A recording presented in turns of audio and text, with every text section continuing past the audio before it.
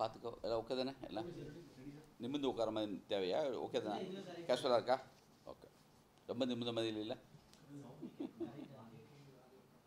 Audio hello hello பையா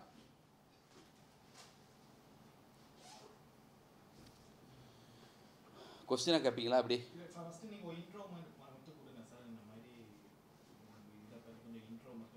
ஆ okay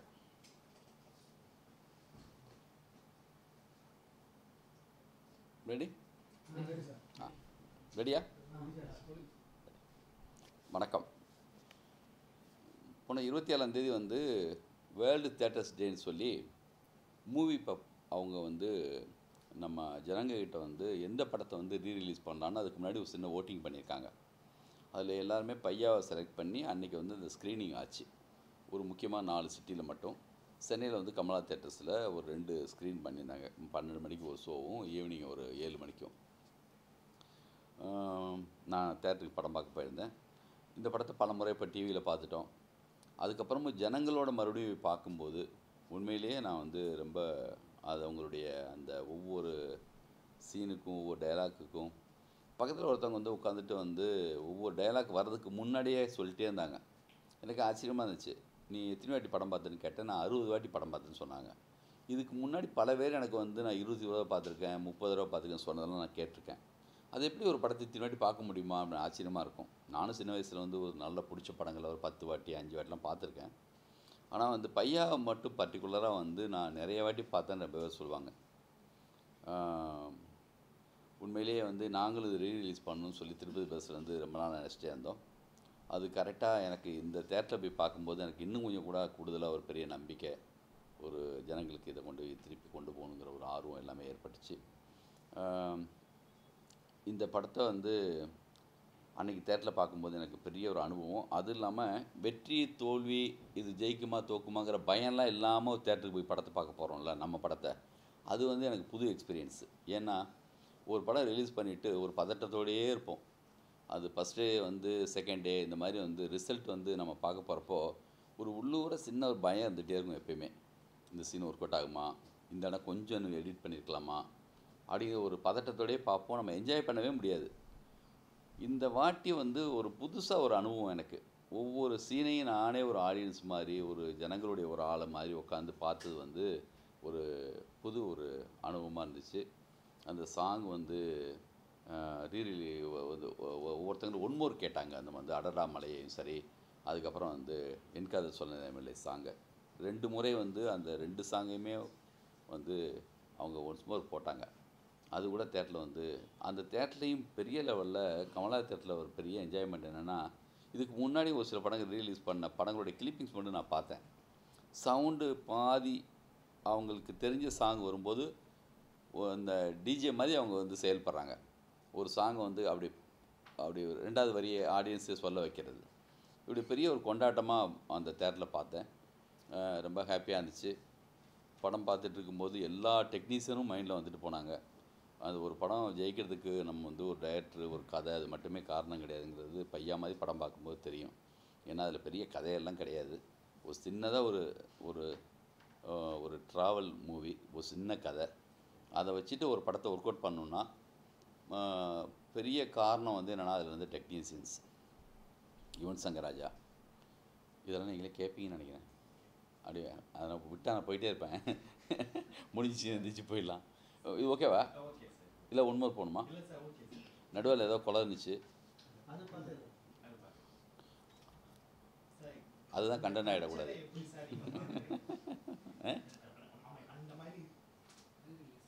நீங்கள் தான் கேட்க போகிறீங்க, தொடர்ந்து கொஸ்டின்ஸ் நீங்கள் தான் கேட்க. உங்களை பார்த்தா பேசணுமா?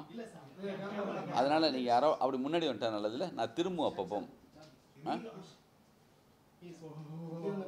அப்படி வந்துருங்க. அப்படி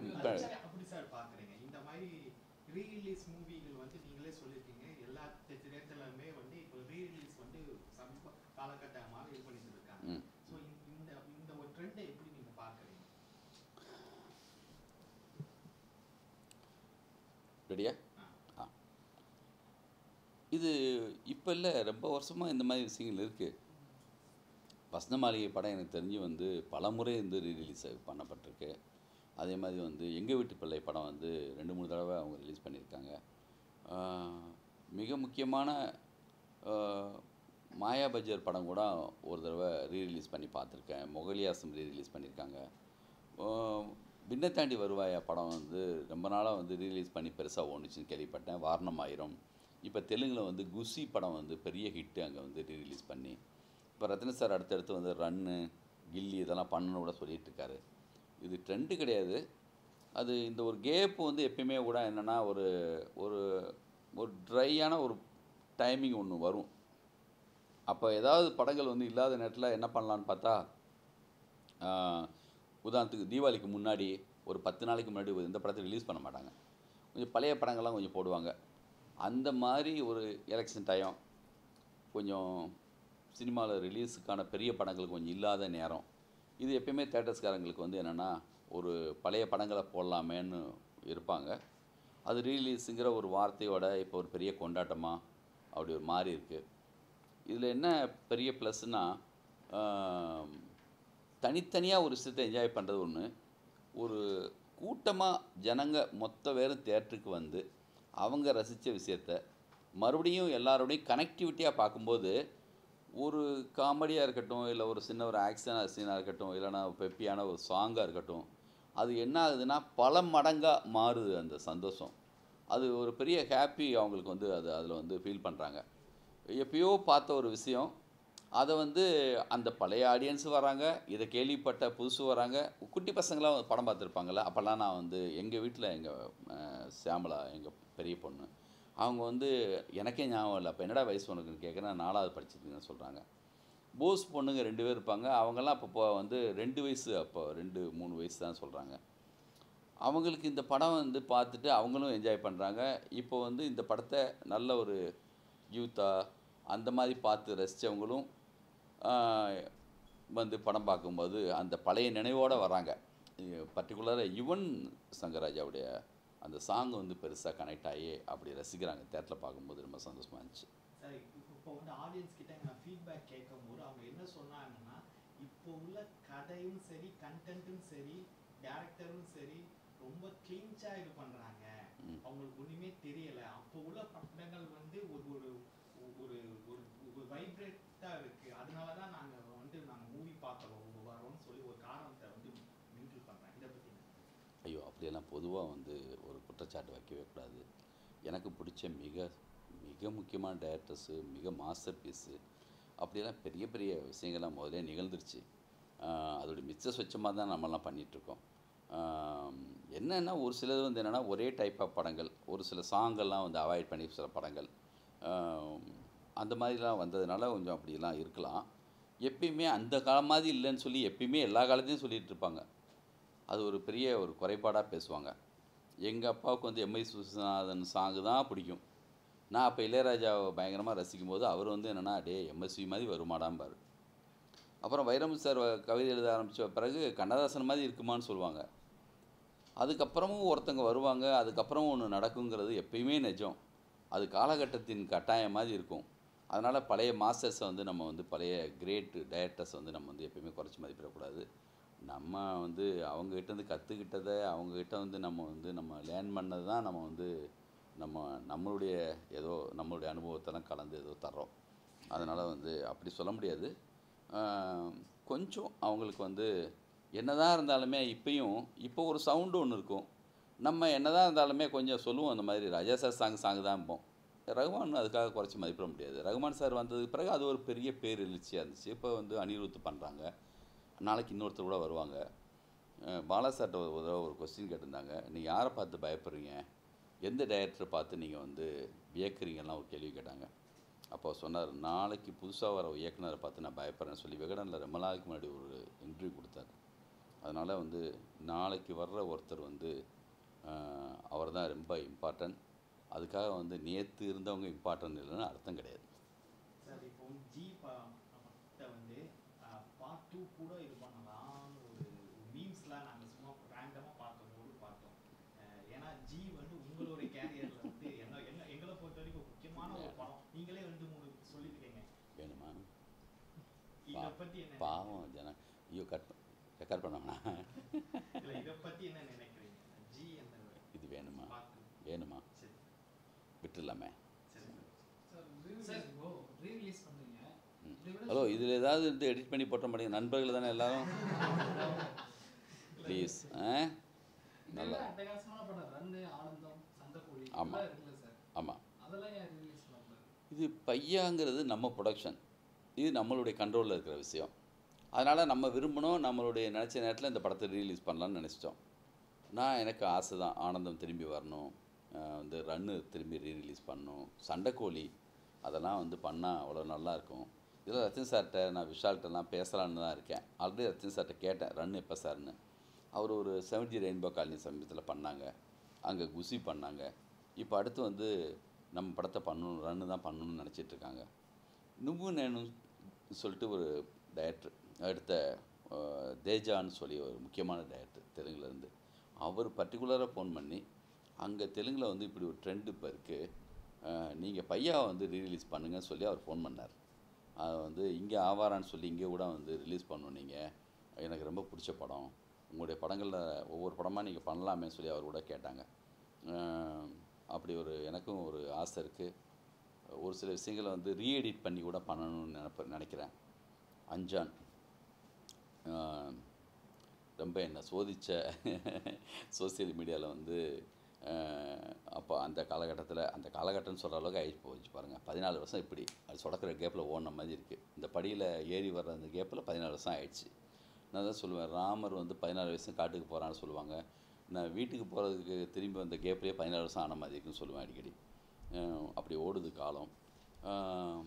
எப்பயுமே ஒரு நல்ல படத்துக்கும் ஒரு சுமாரான படத்துக்கும் ஒரு சூப்பர் டூப்பர் ஹிட் படத்துக்கும் ஓடாத ஒரு படத்துக்கும் உள்ள வித்தியாசம் என்னென்னா, கதை எல்லாத்தையும் மீறி இன்னும் கொஞ்சம் வேலை பார்த்துருந்தா.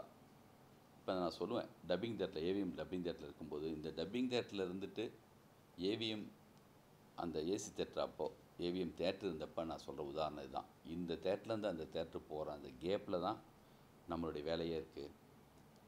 ஓரளவு அந்த ஒர்க்கை நம்ம வந்து சரி பண்ணி அனுப்பிட்டோம்னா நம்ம ஒரு சக்ஸஸை பார்க்கலாம். இன்னும் கொஞ்சம் மெனக்கட்டிருந்தா, இன்னும் கொஞ்சம் நல்லா எடிட் பண்ணியிருந்தா, இன்னும் கொஞ்சம் கதை பேசியிருந்தா அப்படின்னு இன்னும் இருக்குல்ல, அது கொஞ்சம் கூடுதல் ஒரு உழைப்பை போட்டிருந்தா, கண்டிப்பாக இன்னும் கொஞ்சம் டைம் கிடச்சிருந்தா, அந்த நெருக்கடி, ரிலீஸ் தேதி இதெல்லாம் ஃபிக்ஸ் பண்ணி ஒன்று பண்ணும்போது நடக்கிற ஒரு சில தவறுகள். அப்படி என்னுடைய படங்களில் நான் வந்து அஞ்சானை வந்து நான் ரீரிலீஸ் பண்ணணும், அதை எடிட் பண்ணி பண்ணணும்னு ஒரு ஆசை இருக்குது. ஏன்னா நான் யாரை டார்கெட் பண்ணி அப்போ அந்த படத்தை வந்து நினச்சனோ, இப்போயும் வந்து நேற்று ஒரு முக்கியமான ஒரு பையன் பிரசாத்தில் வந்து படிச்சுட்ருக்காங்க, விசுவல் கம்யூனிகேஷன். அந்த தம்பி சொன்னாங்க, நான் வந்து 16 தடவை வந்து நான் அஞ்சான் பார்த்தேன் சார் அப்படின்ட்டு. அந்த மாதிரி குட்டி பசங்க நிறையவே சொல்லி நான் கேட்டிருக்கேன். இது வெறுமனே சும்மா வார்த்தைக்காக சொல்லலை, நிஜமாக சொல்கிறேன். ஏன்னா நான் இப்போ கதை பேசும்போது சொல்லுவேன், நான் ஊர்லேருந்து படம் பார்த்தேன்ல ஒரு ரஜினி சார் படத்தை, அந்த மாதிரியான டைப் ஆஃப் படங்களை நான் பார்க்கும்போது, தேட்டர் முள்ள உள்ள சில படங்கள்லாம் பார்க்கும்போது, அப்போ பெரிய அறிவோடையோ பெரிய கணக்கோடையெல்லாம் பார்க்க மாட்டோம். சின்ன ஒரு என்ஜாய்மெண்ட்டோட ஈஸியாக எளிமையாக பார்ப்போம். அந்த மூடில் தான் அந்த படம் இருக்கணும்னு நினச்சி தான் அந்த படம் நான் பண்ணேன். அதில் நான் சக்ஸஸ் ஆகிருக்கேன்னு நான் வந்து சந்தோஷப்படுறேன். ஏன்னா பசங்க சொல்கிறாங்க, சார் அந்த ஸ்டிக் இந்த வெளியில் வரும்போது நான் பயங்கரமாக என்ஜாய் பண்ணுவேன் சார், எனக்கு அந்த படம் அப்படி பிடிக்கும் சார் அப்படின்னு. அந்த குரல் எனக்கு நிறைய இடத்துல கேட்டிருக்கு.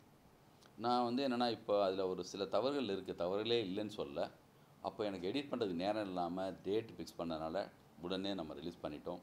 கொஞ்சம் அதை ரீஎடிட் பண்ணி பண்ணலாமேன்னு ஒரு ஐடியா இருக்குது. கண்டிப்பாக நான் வந்து அந்த படத்தை பண்ணணும்னு விரும்புகிறேன். பார்ப்போம். சார் அந்த காலகட்டத்தில் வந்து பெரிய ஹீரோக்கள் வச்சு படம் பண்ணாலும் அந்த கண்டென்ட் இருக்கும், ஃபேமிலி ஓரியன்டாக ஃபேமிலியாக அந்த படம் பார்க்குற மாதிரி இருக்கும். ஆனால் இந்த காலத்தில் வந்து ஃபுல் அண்ட் ஃபுல்லு ஆடியன்ஸ் ரசிகர் மட்டுமே பிளான் பண்ணி ஹீரோக்கள் பண்ணுறாங்களா, அதனால் அந்த கண்டென்ட் மிஸ் ஆகுதா, ஃபேமிலி ஆடியன்ஸ் வர மாட்டாங்களா? ஐயோ, அந்த காலம் இந்த காலம் பேசல, நான் என்னங்க பயமாக இருக்குது. இங்கே உட்காந்துருக்கிறது எஸ்பி முத்துராமன் தெரிஞ்சுக்காங்க.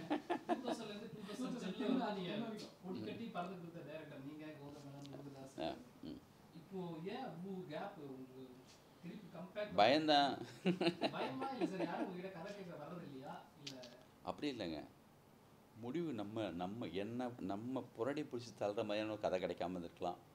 இல்லை வந்து சரியாக ஒரு 100% நான் இன்னும் கொஞ்சம் கூட நான் சரியாக செய்யணுமேங்கிற ஒரு அந்த ஒரு ஜாக்கிரதையாக இருக்கலாம். முதல்ல பண்ணும்போது எந்த பயமும் இல்லை, நம்ம மேலே எந்த கணக்கும் இல்லை. ஊர்லேருந்து வந்த புதுசில் சினிமாவை பற்றி பேசி நம்ம பண்ணுறதாண்டா சினிமான்னு ஒரு தைரியம், ஒரு நம்பிக்கை, அப்படி ஒரு ஃபுல் துடிப்போட பண்ணும்போது இருக்கிற ஒரு ஒரு படம், ஒரு ரசிகனா. அதுக்கப்புறம் நம்மளுக்கு ஒரு சில ஃபெயிலியர்ஸ் வரும்போது ஒரு பயம் வருது. காலகட்டம் எல்லாமே நம்மளை வந்து என்னென்னா, ஒரு சில புறக்காரணங்கள் எல்லாமே கூட நம்மளை வந்து வேலை பார்க்க விடாமல் பயமுறுத்துது.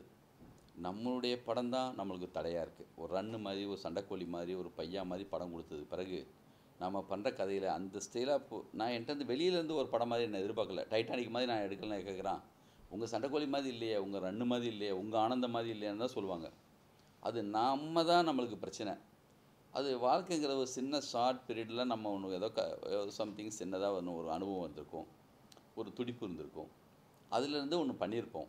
இப்போ இந்த கேப்புங்கிறது உங்களுக்கு தான் கேப்பு, எனக்கு இது வந்து ஒரு லேர்னிங் பீரியடு.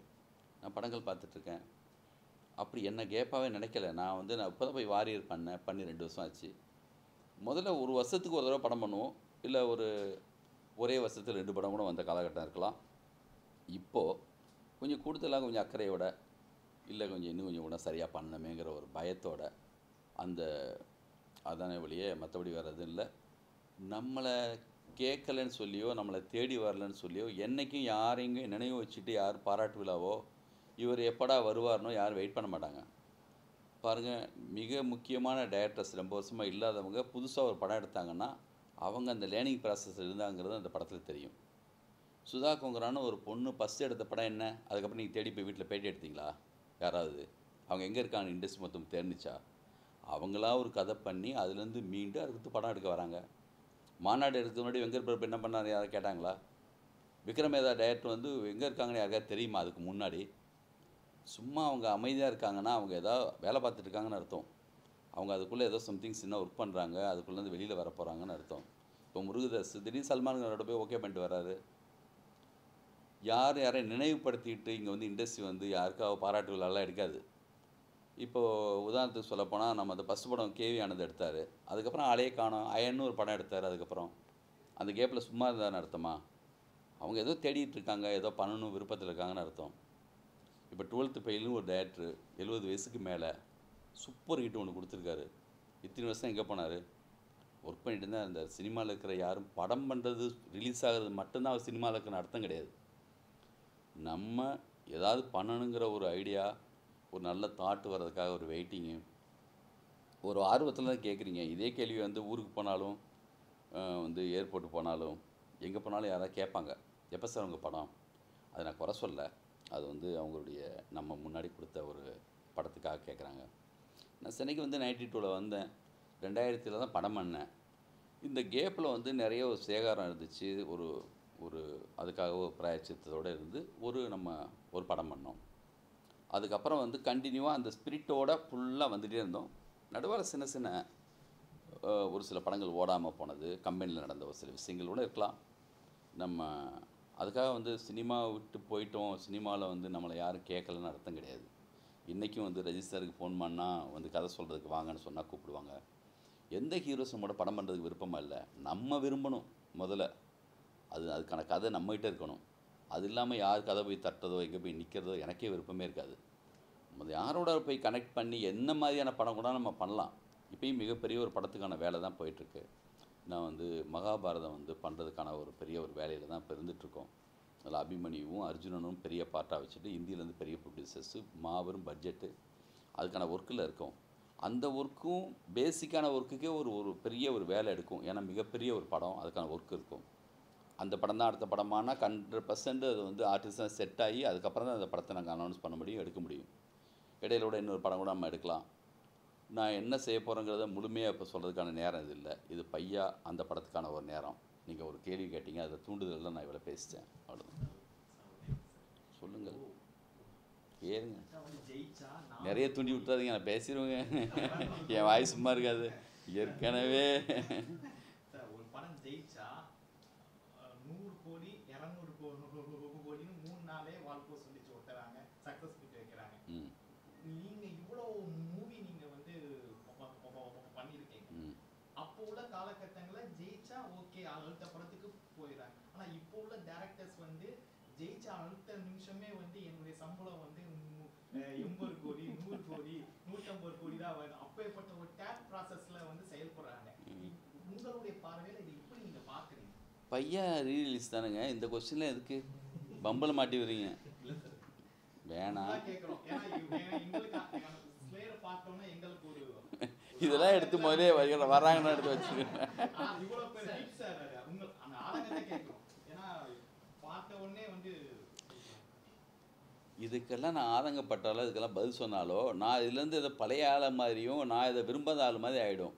நான் ரன்னு ரிலீஸ் ஆனதுக்கு பிறகு நான் ஒரு சில நேரங்களில் என்னை பற்றி சொன்னாங்க, இன்னும் வந்து இப்போ 100 கோடி ஒரு சிலர் வந்து நெருங்கிடுச்சின்னு சொன்னப்போ நீங்கள் கேட்ட மாதிரியே அவர் 1 கோடி சம்பளம் கேட்குறாரப்பா அப்படின்னு ஒரு டாக் என்னை பற்றியே இருந்துச்சு.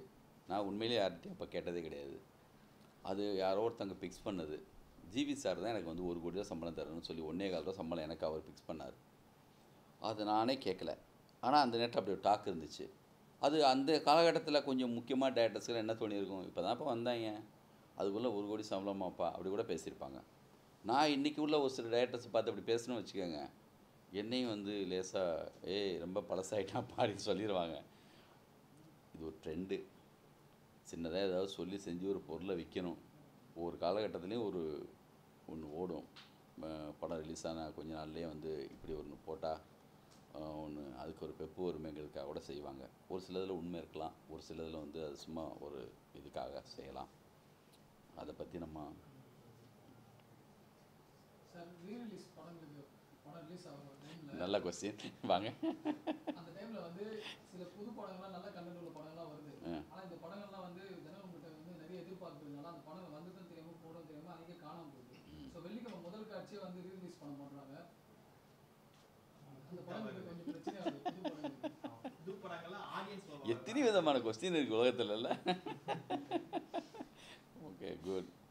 அப்படி சொல்கிறீங்களா? என்ன பண்ணலாம் அதுக்கு சொல்லுங்கள். சரி, அந்த காலகட்டத்தில் வந்து வேறு சிறந்த அழகி ரேஞ்சுக்கான அந்த படம் எதாவது சொல்லுங்கள் போடாமல் போயிடுச்சுன்னு. அந்த படம் ஓகே சரி ஓகே. அந்த புது படம் என்னன்னு சொல்லுங்களேன். ஏதோ ஒரு படத்தை பேர் சொல்லுங்கள். ஒரு படம் என்னங்க? சரி எல்லாமே நிறைய பேர் பாராட்டினாங்க. அந்த படத்துக்கு வந்து தியேட்டர் கிடைக்குன்னு சொல்லி அவங்க சைடுல இருந்து நிறைய கம்ப்ளைண்ட் பண்ணாங்க. அலைக்கு எத்தனை தேட்டர் போட்டாங்க? அப்போவே அலைக்கு தங்கரபச்சான் புலம்புனாரு அலைக்கு தேட்டர் கிடைக்கலன்னு. இல்லைங்க, அலைக்கு தேட்டர் கிடைக்கலன்னு அப்போவே தங்கரபச்சான் புலம்பியிருக்காரு. என் படத்துக்கு கொண்டு தேட்டர் கிடைக்க மாட்டேங்குது, பெரிய படம் ரிலீஸ் ஆகுதுன்னு. இப்போது அலைக்கு அவ்வளோ பெரிய ஹிட் ஆனதுக்கு பிறகு இன்றைக்கி ரீரிலீஸ் பண்ணும்போது இன்னொரு படம் தேட்டர் கிடைக்கலன்னு கேட்குற அளவில் இப்போது சொல்கிறீங்க. ரீரிலீஸ் பண்ணி நல்லா போட்டோம் அந்த படம்.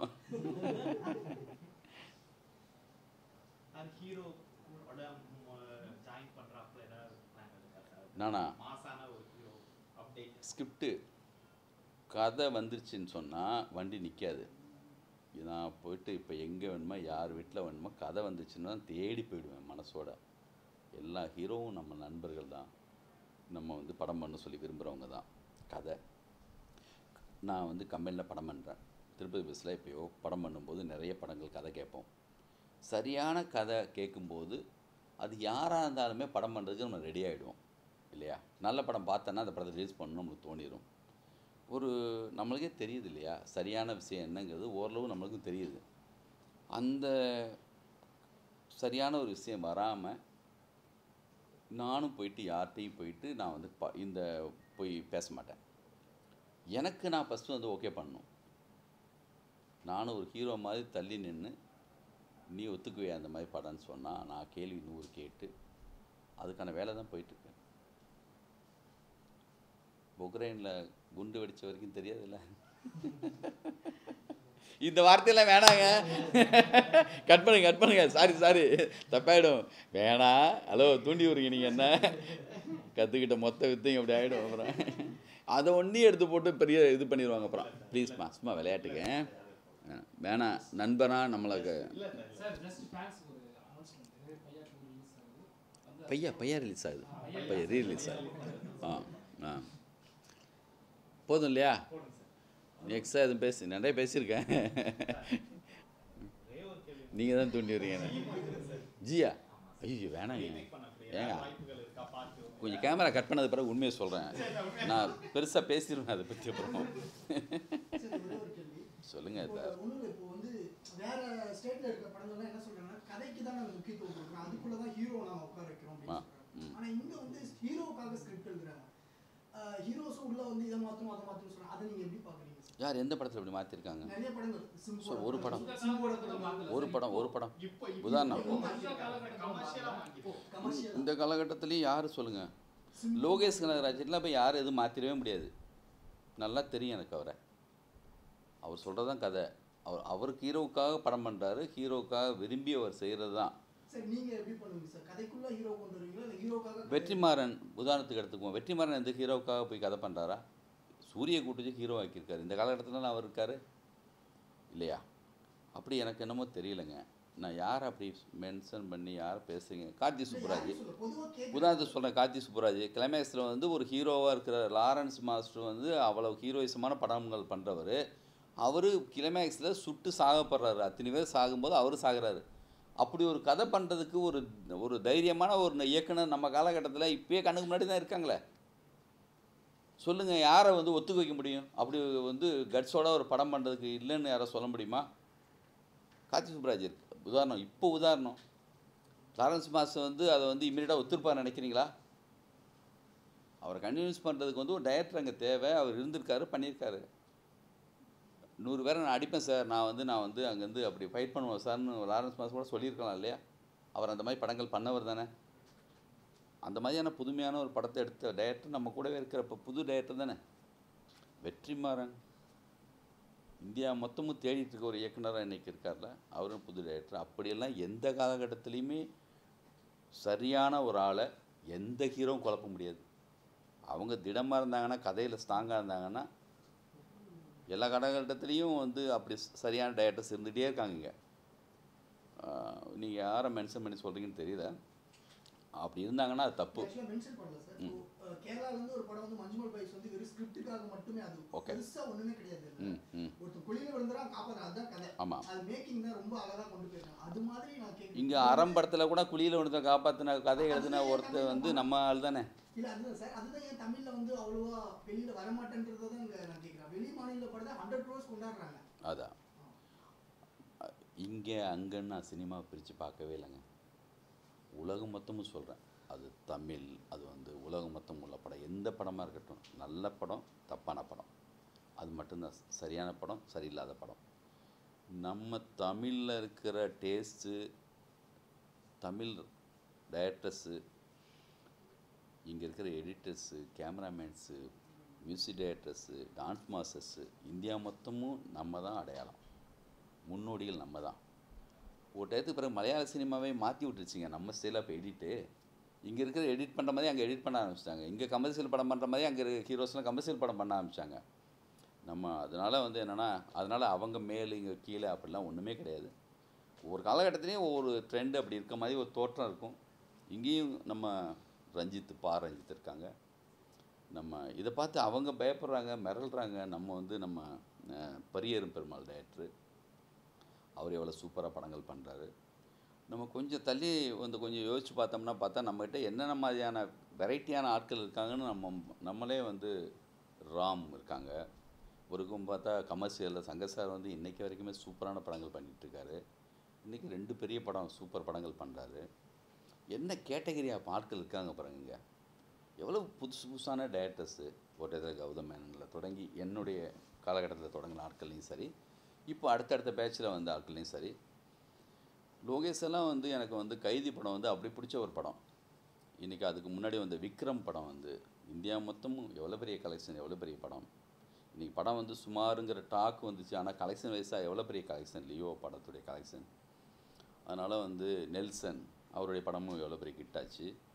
அப்புறம் நிறைய டைரக்டர்ஸ் அட்லி இந்தி வரைக்கும் போய் பண்ணிகிட்ருக்காங்க. விமர்சனங்கள் இருந்தாலும் தாண்டி வந்து நிறைய இங்கே வந்து புதுசான பல புது விஷயங்கள் பண்ணுற டைரக்டர்ஸு எல்லாமே நம்ம தமிழில் வந்து நம்ம குறைச்சி மதிப்பிடவே முடியாது. அது வந்து நம்ம இவங்களோட ஒர்க் பண்ணணும்னு சொல்லி இந்தியா மொத்தமும் வெற்றிமாறன் கூட ஒர்க் பண்ணணும்னு சொல்லிட்டு நான் போய் ஹிந்திலேயோ இல்லாட்டினா வந்து தெலுங்குலேயோ டைரக்டர்ஸ் ஹீரோஸை மீட் பண்ணும்போது அவங்களுக்கெல்லாம் வந்து வெற்றிமாறன் கூட ஒரு படம் பண்ணுங்கிற பெரிய பேராசை இருக்குது எல்லாருக்கும்.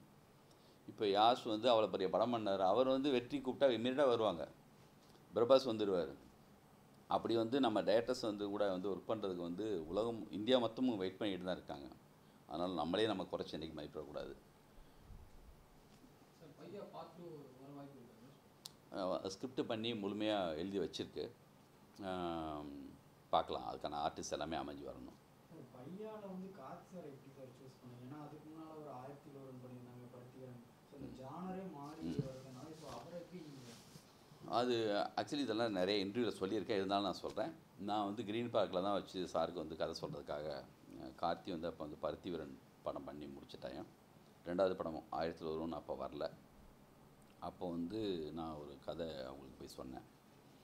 சொல்லி முடித்தோடனே அவங்க சொன்னாங்க, இந்த மாதிரி சார் நான் உங்ககிட்ட வந்து ரன்னு மாதிரி ஒரு எதிர்பார்க்குறேன் சார். நான் அந்த சொன்ன கதை வந்து கொஞ்சம் பின்னாடி அந்த படம் தான் நான் வந்து அல்லு அர்ஜுனோட பண்ணுறதுக்கான ஒரு கதையாக அதையும் நடக்கலை. அதுக்கப்புறம் அந்த படம் இன்றைக்கி வரைக்கும் நடக்கலை. அந்த கதை என்கிட்ட இன்றைக்கி இருக்குது. அவர் தான் சொன்னார், நான் உங்ககிட்ட ரன்னு மாதிரி ஒன்று எதிர்பார்க்குறேன் சார் அப்படின்னு சொல்லி சொன்னார். எனக்கு என்னென்னா ஒரு நியாயமாக தெரிஞ்சது. ஒரு ஸ்கிரிப்ட் கேட்ட மாத்திரத்தில் அவருக்கு மனதில் என்கிட்ட ஒன்று எதிர்பார்த்துருக்காரு. சரி சார் நம்ம பார்க்கலாம் சொல்லிட்டு வந்துட்டு நம்ம சொந்த படம் நம்ம திருப்பதி பஸ்ஸுக்காக தான் கேட்டு போனோம். ஒரு 15 நாள் இருக்கும். நான் போயிட்டு ஈசிஆரில் ஏதோ ஒரு ஹோட்டலில் உட்காந்து ஒர்க் பண்ணேன். ஒர்க் பண்ணி அதுக்கப்புறம் அசிஸ்டன்ஸோட ஒரு 10 நாள் பேசியிருப்பேன். அந்த ஒர்க் பண்ணி முடிச்சுட்டு அவர் 1001 ஷூட்டிங்கில் இருந்தார். அப்போ போயிட்டு இந்த கதையை சொன்னேன். இந்த கதை கேட்ட இப்போ தேட்டரில் பார்க்குறப்ப தெரியுது அவருடைய கேரக்டரைசேஷன் வந்து டேய் அவன் எங்கடா சொல்லி கேட்டால் அவன் நிற்கிற பஸ்ஸில் ஏற மாட்டானாடா அப்படி சொன்ன இடத்துல ஆடியன்ஸ் கனெக்ட் ஆனாங்கல்ல, அவரும் அதே பாயிண்டில் கனெக்ட் ஆனார். அதுக்கப்புறம் படம் மொத்தமும் சிரிச்சிட்டு இருந்தார், பயங்கரமாக என்ஜாய் பண்ணார். இந்த படம் பண்ணலாம் சார்னு டிசைட் பண்ணோம். இந்த மாதிரி மாற்றி விட்டதுக்கு ரீசன் அவர் தான். அவர் தான் இந்த மாதிரி ஒரு கதை கேட்டதுனால தான் எனக்கு கிட்டேருந்து இப்படி ஒரு கதை வந்துச்சு. அதுக்கு முன்னாடி எனக்கு இந்த கதை இல்லை. அப்படி தான் கார்த்தி சார். அந்த அல்லு அர்ஜுனோட ஸ்கிரிப்ட் வந்து என்ன சார், அது எதுக்கான காரணம் சார்? அந்த இப்போ நிறுத்தி ஆயிடுச்சுன்னு சொன்னீங்க. ஆமாம்மா. அதுக்கான காரணம் என்ன சார்? அந்த காலகட்டத்தில் வந்து பண்ணணும்னு சொல்லி எல்லாம் பூஜையெல்லாம் போட்டோம். இடையில அவருக்கு வந்து அது தமிழ் தெலுங்கில் பண்ணுறதா இருந்துச்சு. அது ஒரு அந்த காலகட்டத்தில் வந்து சேம் ரங்கஸ்தலம் படம் கூட அப்போ வரல. இன்றைக்கி இருக்கிற புஷ்பாவில் இருக்கிற லுக் இருக்குல்ல, அந்த சேலாப் லுக்கு தான் அந்த படத்துலையும். அவருக்கு தமிழில் பசங்க வர்றோம் இந்த மாதிரி லுக்கெல்லாம் ஒர்க் ஆகுமான்னு 100 கொஸ்டின் அவருக்கு அல்லு அர்ஜுன் சாருக்கு அப்போவே இருந்துச்சு. 100% ஒர்க் அவுட் ஆகும் சார், நீங்கள் வாங்கன்னு சொல்லியிருந்தேன். ஏன்னா அவங்க வந்து எப்பயுமே வந்து பார்த்தா கொஞ்சம் நிறைய லுக்கெல்லாம் மாற்றியெல்லாம் பண்ணது கிடையாது அது வரைக்கும். பட் அதுக்கு இடையில இன்னொரு படம் பண்ணிவிட்டு நான் வரேன்னு சொன்னார். அந்த கேப்பில் என்னால் நான் வெயிட் பண்ண முடியல. அதில் தான் சண்டைக்கோழி 2 நம்ம வந்து பண்ணோம். அந்த கேப்பில் மிஸ் ஆச்சு. அது நடக்கிறதுக்கு அடுத்து பார்க்கலாம். சார் பையா படத்தில் உங்களுக்கு மறக்க முடியாத ஏதாவது அனுபவம் இருக்கு?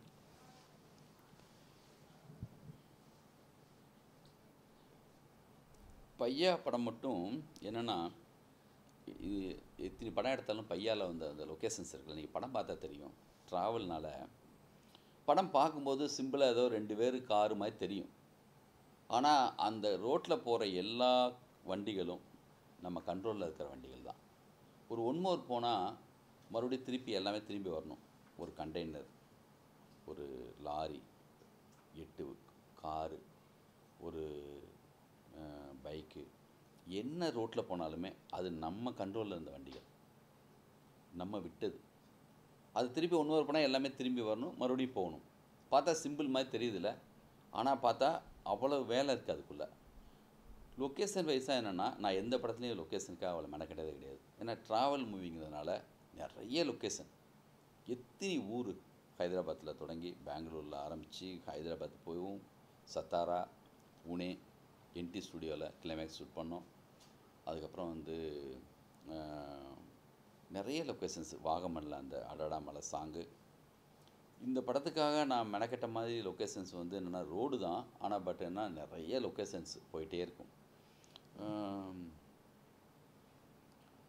மறக்க முடியாத விஷயம்னா கிளைமேக்ஸை ரீஷூட் பண்ணுது. சொந்த படம், ஆனால் கிளைமேக்ஸில் ஒரே ஒரு கொஸ்டின் கேட்டாங்க. அது எங்களுக்கு பயமாக இருந்துச்சு. அப்போல்லாம் ஒரு டைமும் இருந்துச்சு, ரிலீஸ் செய்தி போடல, எல்லாமே நம்ம கண்ட்ரோலில் இருந்துச்சு. அதனால் அவ்வளோ செலவு பண்ணி எடுத்த ஒரு கிளைமேக்ஸை அது நிதின் தேசாய் ஸ்டூடியோவில் ஷூட் பண்ணுது. அந்த மொத்த கிளைமேக்ஸை அப்படியே தூக்கி வச்சுட்டு திருப்பியும் போய் ராமோஜி ஃபிலிம் சிட்டியில் ஒரு கிளைமேக்ஸ் மறுபடியும் ஷூட் பண்ணி அந்த படத்தை வந்து கிளைமேக்ஸ் வந்து ரீஷூட் பண்ணோம். அதுக்கு ஒரு போஸ் மாதிரியான ஒரு தைரியமான ப்ரொடியூசரு நம்ம தம்பி, நம்ம சொன்னதெல்லாம் கேட்பாங்க, கொஞ்சம் அதட்டி கூட சொல்லலாம், கொஞ்சம் நல்லா வரும்டா கொஞ்சம் வெயிட் பண்ணுன்னு சொல்லி அப்படி சொல்லி அவர் வெயிட் பண்ணி அப்படி வந்து திருப்பி எடுத்த ஒரு கிளைமேக்ஸ். அது வந்து அந்த கிளைமேக்ஸ் என்னன்னு தெரிஞ்சுக்கலாம். அந்த பழைய கிளைமேக்ஸ். அதுக்கு இதுக்கு பெரிய சேஞ்சஸ் கிடையாது, சும்மா மைல்டான ஒரு சின்ன ஒரு வித்தியாசம்தான்.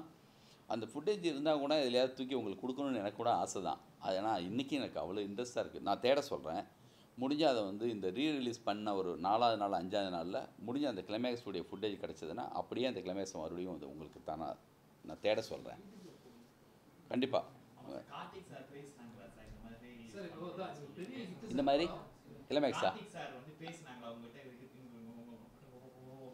இந்த கிளைமேக்ஸு வாழ்த்துக்கள் பத்தி ஏதாவது பேசினாங்களா? இந்த ரீரிலீஸ்க்கா இன்னும் பேசலை, ஏதோ ஷூட்டிங்கில் இருக்காருன்னு நினைக்கிறேன். இப்போ நீங்க ரீரிலீஸ் பண்ண போறீங்க, சும்மா இப்போ ஒரு பிரஸ் மீட் இருக்கீங்க, ஏதோ ஒரு ப்ரொமோஷன் ஈவென்ட் பண்ண போறீங்களா எல்லாரையும் கூப்பிட்டு? அதான் இது. ஆல்பம்னா பெரிய ஆல்பம், இவெல்லாம் வந்து ஆமாம் என்னென்னா முதல்ல இப்போ வந்து என்னென்னா ஆல்ரெடியே எல்லாருக்கும் தெரிஞ்ச ஒரு விஷயம். இப்போக்கி வந்து என்னென்னா அவ்வளவு முதல்ல நினச்ச மாதிரி அவ்வளவு வேலைகள் இப்போ செய்ய தேவையில்லை. இப்போ ரீரிலீஸ் அப்படி போட்டாலே போதும், அதுக்காகவே ஆல்ரெடி ஒரு வெயிட்டிங்கில் இருக்காங்கல்ல. ஆல்ரெடி இந்த சாங்கெல்லாம் பெரிய ரீச் ஆகிருக்கு, ஜனங்க மனசில் இருக்கிறதுனால இது வந்து நம்ம சொன்னால் போதும்னு தோணுது. இருந்தாலும் அதுக்கான சந்திப்பு தான் இதெல்லாம். அடுத்தடுத்த கட்டத்தில் அதுக்கான விஷயம் இன்னும் போகும். பிளான் பண்ணிருக்கீங்க எப்போ? ரீரிலீஸ் டேட் பிளான் 11th வர 11th. Good, thank you. கான்ட்ரவர்சியான விஷயங்கள் இருந்தால் நீங்களே தூக்கிடுங்க ப்ளீஸ். முதல்ல இந்த படத்தில் உள்ள எல்லா டெக்னீஷியன்ஸுக்கும், பர்டிகுலராக யுவன் சங்கர் ராஜா அவங்களுடைய பங்கு மிகப்பெரிய பங்கு இந்த படத்தில். மிக அற்புதமான சாங்ஸ். எனக்கு ஒரு பிரதர் மாதிரி அவங்களுக்கு வந்து நான் நன்றி சொல்லிக்கிறேன் இந்த நேரத்தில். முத்துக்குமார், நான் முத்துக்குமாருக்கு தான் மிகப்பெரிய நன்றி சொல்லணும். ஒவ்வொரு வரியும் எனக்கு வந்து அப்படியே அவ்வளோ அற்புதமாக எழுதி கொடுத்தாங்க. அவங்க நம்ம கூட இல்லை இப்போது. ஜனங்களுக்கு வந்து சரியாக வேலை பார்க்குறவங்க மேலே அவ்வளோ பெரிய பேரன்பு இருக்குது. தேட்டரில் போய் பார்த்தா தெரியுது. அந்த முத்துக்குமார் மேலேயும் யுவன் சங்கர் ராஜா அவங்க மேலேயும் எவ்வளோ பெரிய ஒரு ஃபேன் ஃபாலோஅப் இருக்குங்கிறது படம் பார்க்கும்போது தெரியுது. இந்த படத்தையே ஒரு சாங்க்கும் இன்னொரு சாங்க்கும் இடையில அவங்க வெயிட் பண்ணுறாங்க. அப்படி தான் ரசிக்கிறாங்க இந்த படத்தை. அப்புறம் இந்த படத்தில் வந்து கார்த்தி சார், தமன்னா வந்து சும்மா சொல்லக்கூடாது. 2 பேருமே அப்போ வந்து என்னென்னா ட்ராவல் மூவிங்கிறதுனால எங்கெங்கேயோ வண்டி போகும், நாங்கள் நினச்ச இடத்துலலாம் எடுப்போம். அவங்க 2 பேரையும் காரில் விட்டு நாங்கள் வாட்டி எங்கேயோ போயிட்டு ஏதோ வேலை பார்த்துட்டு இருப்போம். அதனால் வந்து என்னென்னா அதுக்கு ஒரு பெரிய பொறுமையும் ஒரு அந்த பேஷனும் இல்லாமல் அவங்களால வந்து இந்த படத்துக்குள்ளே வந்து நடிச்சிருக்க முடியாது. கார்த்தி சார்லாம் வந்து என்னென்னா அப்படி கார் ஓட்ட தெரிஞ்ச, ஒருவேளை அவருக்கு வந்து சரியாக வண்டி ஓட்ட தெரிலன்னு வச்சுக்கோங்க, நான் எவ்வளோ கஷ்டப்பட்டிருப்பேன். அவர் சூப்பராக வந்து அவ்வளோ அழகாக ஹேண்டில் பண்ணுவார். அப்புறம் நம்ம அந்த மாதிரி ஒரு படம், அவர் விரும்பின மாதிரியான ஒரு படம் வந்துருச்சு. ஒரு ஸ்டைலான ஒரு ஆளாக அவர் மாறி வந்ததில் பெரிய ஹாப்பியாக இருக்குது. இந்த படம் தமிழ் தெலுங்கில் பெரிய ஹிட்டு. அவருடைய லுக் வைஸாகவும் அவர் வந்து ரொம்ப ரொம்ப நல்லா இருப்பாங்க அந்த படத்தில். அதுக்கு வந்து மணிகண்டன் சார் கேமராமேனுடைய பிரியா மணிகண்டன் சொல்லி அவங்க தான் காஸ்டியூம் டிசைனர். அந்த ஃபஸ்ட்டு படம் அவங்களுக்கு பண்ணாங்க. இந்த படத்தில் நிறைய டெக்னீஷியன்ஸ் இந்த நேரத்தில் நன்றி சொல்லணும். நான் இந்த படத்துடைய ப்ரொடியூசர் போஸ் தம்பி, அவங்களுக்கு தனியாக நன்றி தேவையில்லை. இருந்தாலுமே நான் என்னை நம்பி இவ்வளோ பெரிய நான் என்ன ஷூட் பண்ணுறேன் செய்கிறேன்னு சொல்லி கேட்காம நான் நினச்சதெல்லாம் எடுத்திருக்கேன். வேணான்னு சொல்லி தூக்கி போட்டிருக்கேன். ஒரு ஃபைட்டை கிளைமேக்ஸில் மறுபடியும் ரீஷூட் பண்ணியிருக்கேன். ஒரு முழு ஃபைட்டை ஒன்று எடுத்து அந்த ஃபைட்டை தூக்கி தனியாக வெளியில் வச்சுருக்கோம். அதனால் வந்து அவ்வளோ பெரிய சுதந்திரம் கொடுத்ததுனால அவருக்கும் நன்றி சொல்லணும். மதி கேமராமேன், என்னுடைய ஃப்ரெண்டு, என்னுடைய காலேஜ் மேட்டு. அந்த படம் தான் அவருக்கு ஃபஸ்ட் டைமாக இப்படி ஒரு பெரிய படம் அவர் வந்து பெருசாக இதுக்கப்புறம் வந்து தெலுங்கில் பெரிய லெவலில் அவர் வந்து இன்றைக்கும் மிக முக்கியமான வாண்டடான ஒரு கேமராமேனாக இருக்கார். அவருக்கும் என்னுடைய தேங்க்ஸ். இந்த படம் பார்க்கும்போது அவருடைய பேர் உழைப்பு தெரியுது. கண்ணன் மாஸ்டர் அவர் வந்து ஃபஸ்ட்டு பீட்டர் கைன் இருந்தாங்க. அவர் வேற ஒரு படம் மகதீரா மாதிரி ஒரு படத்துக்கு வந்து ஒர்க்கு போயிட்டார். அந்த நேரத்தில் அவர் மாறிட்டார். கண்ணல்கண்ணன் மாஸ்டர் உள்ளே வந்தாங்க. வந்துட்டு எனக்கு சண்டைக்கோழிக்கு பிறகு கண்ணல்கண்ணன் மாஸ்டர் வந்து இந்த படத்தில் ஒர்க் பண்ணி கொடுத்தாங்க. ரொம்ப சூப்பர் ஒர்க்கு அவர் ஒர்க்கு. Rajeevan art director. இன்றைக்கி இந்த சுத்திதே சாங்கு அது வந்து ஃப்ளோரில் தான் ஷூட் பண்ணோம். பேக்ரவுண்டு ஃபுல்லாக சிஜியில் க்ரியேட் பண்ணியிருந்தோம். அவருக்கும் நான் தேங்க்ஸ் சொல்லிக்கிறேன். இந்த படத்தில் வந்து அசிஸ்டன்ட் டைரக்டர்ஸு, ஆல் டெக்னீஷியன்ஸ் எல்லாருக்குமே வந்து ஜெகன் காமெடி பண்ணியிருப்பாங்க அவங்களுக்கு. அப்புறம் இந்த பட சார்பான எல்லாருக்குமே வந்து நான் வந்து இந்த நேரத்தில் ஒரு வந்து மனசோட தேங்க்ஸ் சொல்லிக்கிறேன். தேங்க்யூ.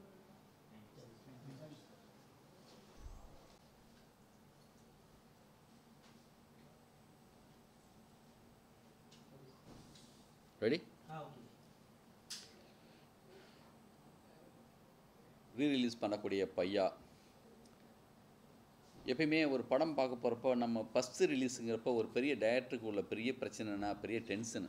டைரக்டருக்கு மட்டும் இல்லை, அந்த மொத்த வந்து அதில் ஒர்க் பண்ண எல்லா டெக்னீஷியனுக்குமே ஒரு டென்ஷன் இருக்கும், இந்த படம் ஓடுமா ஓடாதான்னு. அந்த மனசோடு தான் போய் தேட்டருக்கு போய் ரிசல்ட்டு பார்க்க போவோம். திக்குன்னு இருக்கும். ஆனால் இப்போ ஒரு பெரிய சௌரியம் என்னென்னா, ரீரிலீஸில் வந்து நான் பார்த்ததில் ரொம்ப கூலாக ஆல்ரெடி ஹிட்டு படம், அந்த ஆடியன்ஸ் மனநிலைக்கு நம்மளும் போயிட்டு ஒரு படத்தை என்ஜாய் பண்ணுறது இருக்குல்ல, நல்லா இருக்குது. இதே மாதிரி படம் ரிலீஸுக்கு ரியலான நம்மளுடைய ஒரிஜினல் படத்துக்கு இருந்தால் நல்லாயிருக்கும் அப்படிங்கிற மாதிரி ஒரு அப்படி இருந்துச்சு. ஒரு 50 நாள் நான் கமலா தேட்டரில் போய் படம் பார்க்கும்போது அப்படி ஒரு பெரிய ஒரு ரெஸ்பான்ஸு தமிழ்நாடு மொத்தமும். நான் 2வது படத்துக்கெல்லாம் ரிப்போர்ட் பார்க்கறதுக்கு ஏதாவது மற்ற தேட்டருக்கு போகிறப்போ பையாவுக்கு பிறகு ஒரு படத்துக்கு நம்ம வேட்டைன்னு நினைக்கிறேன் போனப்போ, திருச்சியில் ஒரு தேட்டருக்காரங்க சொன்னாங்க, சார் என்ன சார் நீங்கள் இந்த படத்துக்கு வந்திருக்கீங்களே, போன படத்துக்கு ஏன் சார் வராமல் போயிட்டீங்க, 3 தேட்டருக்கு கூட்டம் வெளியில் நிற்கும் சார் அப்படிம்பாங்க. இந்த படம் ரிலீஸ் ஆனப்போ இன்றைக்கி வந்து பிளாக் பஸ்டரு ஒரு மாதிரி லேண்ட்மார்க்கான ஒரு படம், ஒரு மாதிரியான ஒரு என்னென்னமோ நல்ல வார்த்தைகள்லாம் போட்டு யாரோ பண்ணுறாங்க. அது ஹிட்டானதுக்கு பிறகு அந்த மாதிரி எல்லாமே ஒன்று சேர்ந்துக்கும். அப்போது இண்டஸ்ட்ரியை பொறுத்த வரைக்கும் பர்சனலாக நான் சொல்கிறேன், இண்டஸ்ட்ரி தான், ஜனங்களே இல்லை. இண்டஸ்ட்ரி நான் குறை சொல்ல மாட்டேன், குறை சொல்கிறதுக்காக நான் அதை சொல்லலை. எப்பயுமே எந்த படத்துக்குமே வந்து ரிலீஸ் அன்னைக்கு ஒரு டிவைடான ஒரு கணக்கு எல்லாருக்குமே இருக்கும். எல்லா அலுவலகத்துலேயும் அதை பற்றி ஒரு பேச்சும் இருக்கும், ஒரு பதட்டம் இருக்கும்.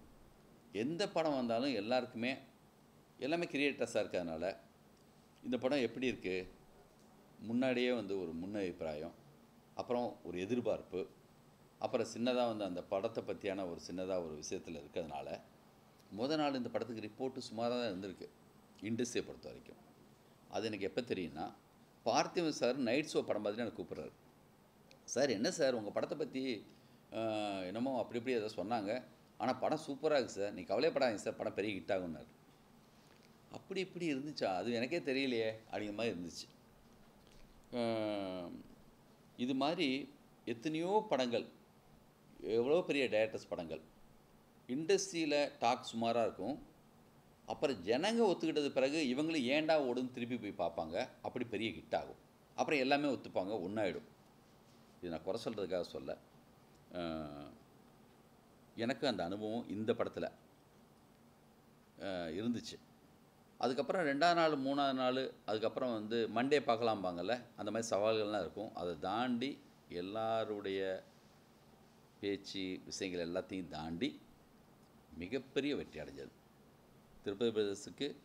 அந்த நேரத்தில் அந்த கண்டினியூ நாங்கள் படங்கள் பண்ணுறதுக்கான பெரிய நம்பிக்கையை ஏற்படுத்தின முதல் படம் பையான்னு சொல்லலாம். தமிழில் மட்டும் இல்லை, தெலுங்குலேயும் ஆவாரங்கிற பேரில், பெங்களூரில், கேரளாவில் அப்படி பெரிய வெற்றி அடைஞ்சது. அப்புறம் ஒரு படத்துடைய வெற்றிக்கு முழுமையாக வந்து அப்படி அடைஞ்சிருச்சு அப்படின்னு காலரை தூக்கிட்டு பெருமைப்படுறதுக்கெலாம் ஒன்றுமே இல்லை. கனெக்ட் ஆகிடுச்சு, அதெல்லாம் அமைஞ்சு வந்துச்சு, எல்லாருடைய வேலையும் சரியாக இருந்துச்சுன்னு அர்த்தம். ஒன்லி நம்ம டைரக்டர் கதை எழுதிட்டோம், அதில் வந்து ஏதோ பண்ணிட்டோங்கிற பெருமையெல்லாம் ஒன்றுமே கிடையாது. நம்ம தான் எல்லா படத்துக்கும் வேலை பார்க்குறோம். ஒரு சில படத்தில் அந்த மேஜிக் வந்து அவங்க நினச்ச மாதிரி வந்து கனெக்ட் ஆகிடுது. இன்றைக்கி படம் பார்க்க போனப்போ ரீரிலீஸ் பண்ணுறதுக்கு நாங்கள் 11ஆம் தேதி ரிலீஸ் பண்ண போகிறோம். இப்போது தேட்டர்ஸில் வந்து ஒரு வாரத்துக்கு முன்னாடி 27ஆம் தேதி மூவி பாப்பா அவங்க வந்து ஒரு ஆடியன்ஸ்லேருந்து எந்த படத்தை ரிலீஸ் பண்ணலான்னு அவங்க ஒரு இது போட்டி வச்சுருந்துருக்காங்க. அதில் ஜனங்க செலக்ட் பண்ண படம் தான் பையா. ஒரு 4 சிட்டிஸில் வந்து ரிலீஸ் ஆச்சு. நான் தேட்டரில் போய் படம் பார்க்குறேன், உண்மையிலேயே மிகப்பெரிய ரெஸ்பான்ஸ். சாங்கெல்லாம் வந்து அப்படி ஒரு மிகப்பெரிய ஒரு என்ஜாய்மெண்ட். வந்து ஒவ்வொரு சாங்க்கு இன்னொரு சாங்க்கு இடையில அவங்க வந்து வெயிட் பண்ணுறாங்க. ஒவ்வொரு சாங்கையுமே வந்து திருப்பி கேட்குறாங்க. பார்க்குறப்போ நான் எந்த இது இல்லாமல் ப்ளைனாக பார்த்தப்போ எனக்கே சந்தோஷமாக இருந்துச்சு. ஜனங்களோட உட்காந்து பார்க்கும்போது உண்மையிலேயே பயங்கர ஹாப்பி. வந்து இந்த படத்தில் ஒர்க் பண்ண எல்லா டெக்னீஷியன்ஸுக்கும், கார்த்தி சார்லேருந்து தமன்னா, யுவன் சங்கர் ராஜா, முத்துக்குமார், பிருந்தா சாரதி டைலாக் ரைட்டரு, கனல் கண்ணன் மாஸ்டர், ராஜீவன், எல்லாருக்குமே, இந்த படத்துடைய ப்ரொடியூசர் போஸ் சார், கேமராமேன் மதி, காஸ்டியூம் டிசைனர் பிரியா மணிகண்டன், எல்லாருக்குமே நான் இந்த நேரத்தில் நன்றி சொல்லிக்கிறேன். இப்படி ஒரு வெற்றியில் இந்த படத்தில் ஒர்க் பண்ண ஆல் அசிஸ்டன்ட்ஸ், இந்த மாதிரியான வெற்றியில் என் கூட வந்து நின்று எனக்காக ஒர்க் பண்ண எல்லாருக்கும் மனசோட நன்றி சொல்லிக்கிறேன். ஏன்னா தேட்டரில் தெரியுது அந்த ரிசல்ட்டு, ஒவ்வொருத்தங்களுடைய ஒர்க்கும் அதில் தெரியுது. இந்த மாதிரி நேரத்தில் தான் மறக்காமல் எல்லாருக்கும் சொல்லணும்னு தோணுது. பரபரப்பில் ஒரு சில நேரங்களில் வந்து நம்ம விட்டுருவோம். ரிலீஸு அப்போது கூட ஒரு சிலரை மறந்துருப்பேன். இந்த ரீரிலீஸில் நான் மறக்காமல் எல்லாரையும் சொல்லணும்னு தோணுச்சு. இந்த படத்துடைய பிஆர்ஓ ஜான்சன் சார் அப்போ எங்களுக்காக எல்லா ஒர்க்கும் அப்படி பண்ணி கொடுத்தாங்க. இந்த படத்தை வந்து கலைஞர் டிவி தான் அப்போ வந்து எங்களோட கூட இருந்து பண்ணாங்க. தயாநிதி அழகிரி அவங்க வந்து கிளவு 9ல் தான் இந்த படத்தை அப்போ ரிலீஸ் பண்ணாங்க. அவங்க வந்து இந்த படத்தை அவ்வளோ பெருசாக ரீச் பண்ணதுக்கு அவங்க மிக முக்கியமான ஒரு காரணம். அவங்களுக்கு நான் பர்சனலாக நன்றி சொல்லிக்கிறேன். விவேக் ரத்னவேல் சார், தயாநிதி அழகிரி என்னுடைய பிரதர் மாதிரி அவங்களுக்கும் இந்த நேரத்தில் நான் வந்து நன்றி சொல்லிக்கிறேன். 11th தியேட்டரில் ரீரிலீஸ் ஆகுது. உங்களோட உட்காந்து நானும் பார்க்குறதுக்கு ரொம்ப ஆர்வமாக இருக்கேன். தேங்க்யூ.